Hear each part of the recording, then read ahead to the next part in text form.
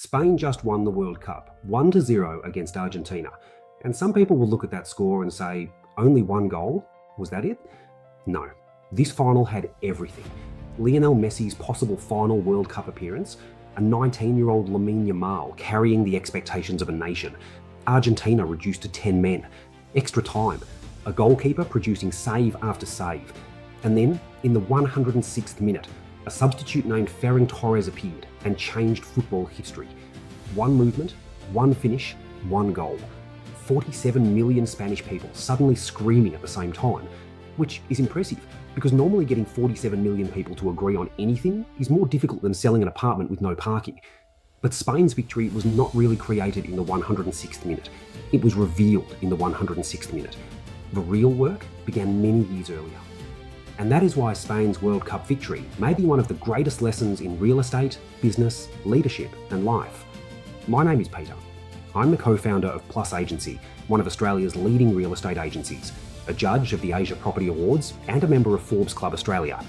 I love football because the scoreboard gives us the result, but the story behind the result teaches us how success is actually built.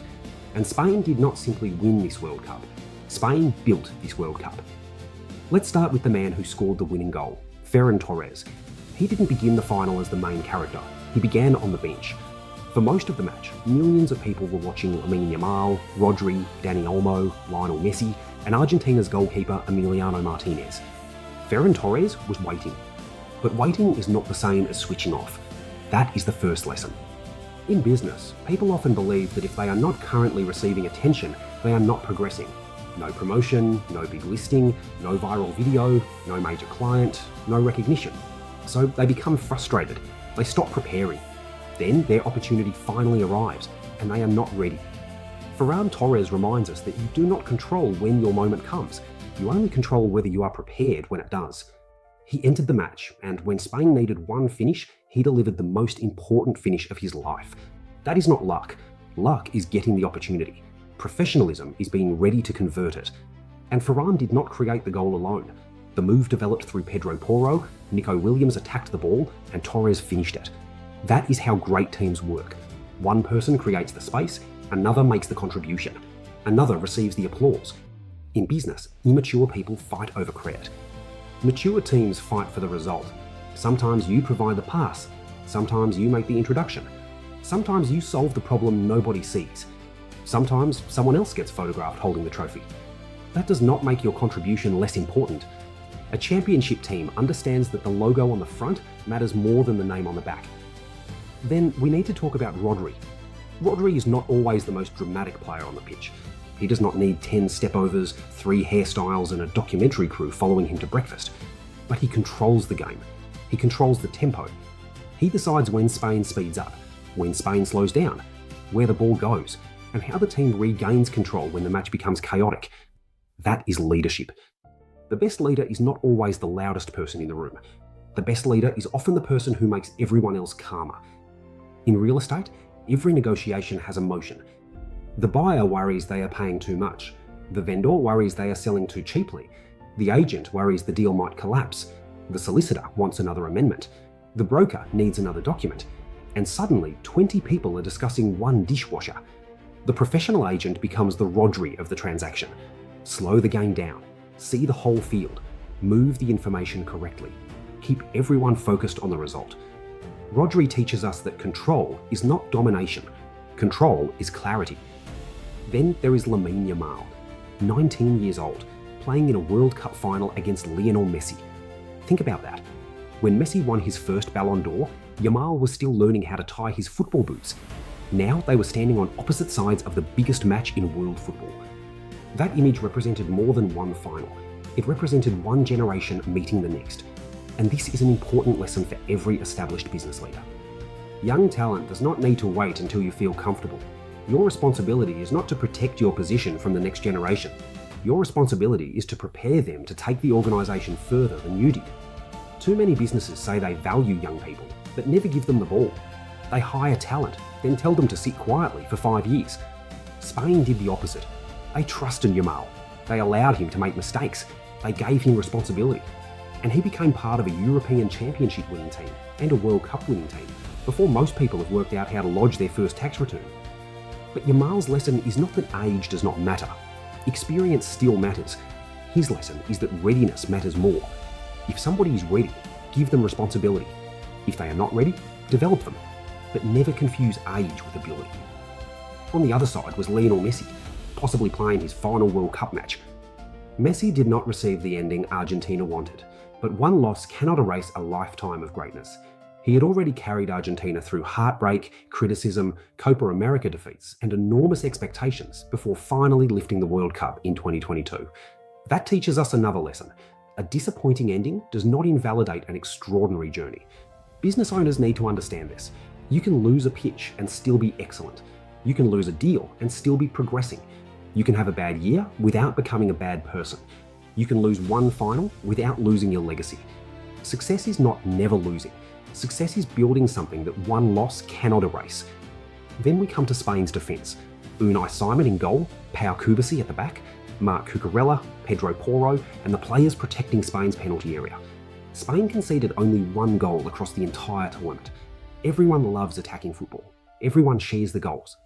Nobody makes a 10-minute highlight video titled Outstanding Administrative Compliance and Risk Management, but championships are often won by the work people find boring. And this is exactly the same in real estate and business. Marketing creates attention, sales creates revenue, but systems protect the company. Contracts protect the deal. Compliance protects the license. Cash flow protects the business. Reputation protects the future. You can score many goals and still lose if you cannot defend. Some businesses grow quickly because they are excellent at selling. Then they collapse because nobody checked the numbers.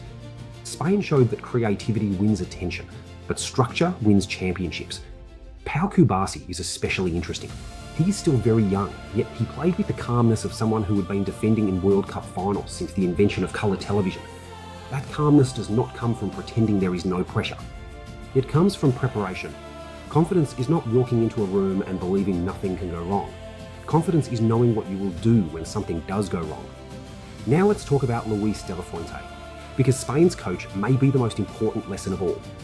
He was not appointed because he was the loudest celebrity coach in football. He had spent years working inside Spain's youth system. He coached the under-19s, he coached the under-21s, he coached the Olympic team. He worked with players such as Rodri, Unai Simon, Mikel Merino, Dani Olmo, and Mikel Oyarzabal before many of them became global names. He knew their football, but more importantly, he knew their character. In 2015, he won the European Championship with Spain's under-19 team. In 2019, he won the European Championship with the under-21s.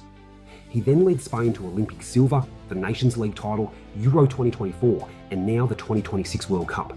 That is not a lucky tournament. That is a development system reaching maturity, and this may be the biggest business lesson from Spain's victory. Do not start developing people only when you desperately need leaders. Build them years before the position becomes available. A lot of companies recruit only when there is an emergency. Someone resigns on Friday. By Monday, management suddenly says, where can we find an experienced, loyal, culturally aligned leader who understands our systems? Maybe the same place Spain found Ferran Torres in the 106th minute? No. Great teams do not manufacture leaders during emergencies. They develop them before the emergency arrives. De la Fuente spent more than a decade learning the Spanish system and developing the players who would eventually execute it. He did not simply select a team. He inherited relationships he had spent years building.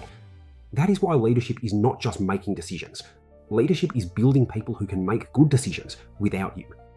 Spain's history makes this victory even more meaningful. For many years, Spain was known as one of football's great underachievers. Beautiful players, famous clubs, huge expectations, and often an early flight home. Then came the golden generation. Xavi, Andres Iniesta, Iker Casillas, Sergio Ramos, David Villa, Carlos Puyol, Xabi Alonso. They won Euro 2008, the World Cup in 2010, and Euro 2012. For a period, Spain did not just beat teams, they made other teams chase the ball until they started questioning their career choices. But after that generation faded, Spain faced a dangerous problem. How do you honour your history without becoming trapped by it? That is a challenge every successful company faces. The strategy that created yesterday's success may not create tomorrow's. Spain could not simply search the country for another Xavi, another Iniesta, and another David Villa. They had to build a new identity. This generation still values possession and technical quality, But it is also faster, more direct, more athletic, more flexible. Lamine Yamal can create from the right. Nico Williams can attack from the left.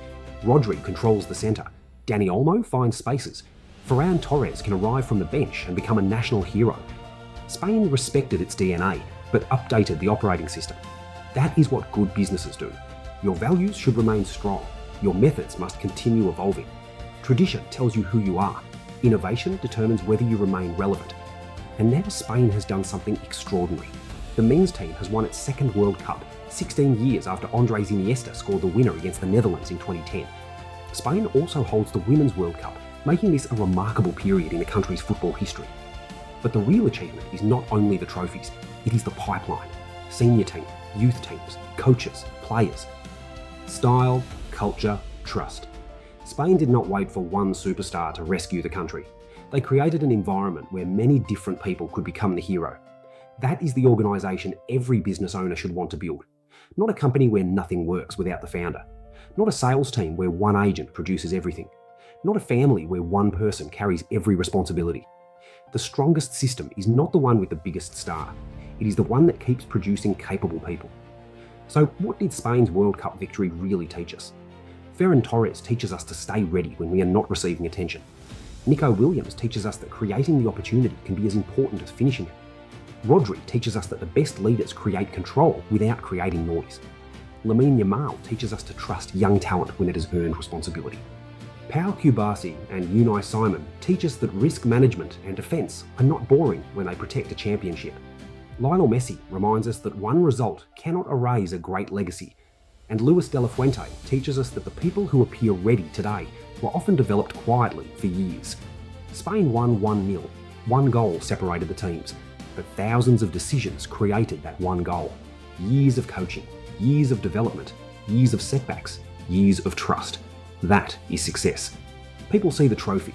They rarely see the system that made lifting it possible. So congratulations to Spain, the 2026 FIFA World Cup champions, and respect to Argentina, Lionel Messi, and every player who reached the final. Comment one word below, build, because that is what Spain did. They built the players, they built the coach, they rebuilt their identity, and eventually they built a team capable of becoming world champions. Send this video to a football fan, a business owner, a real estate agent, or someone trying to build their own team. Like the video and subscribe for more stories connecting sport, business, real estate, and life. And remember this, Spain did not win because they had only one hero. They won because when the moment demanded a hero, their system had several people ready.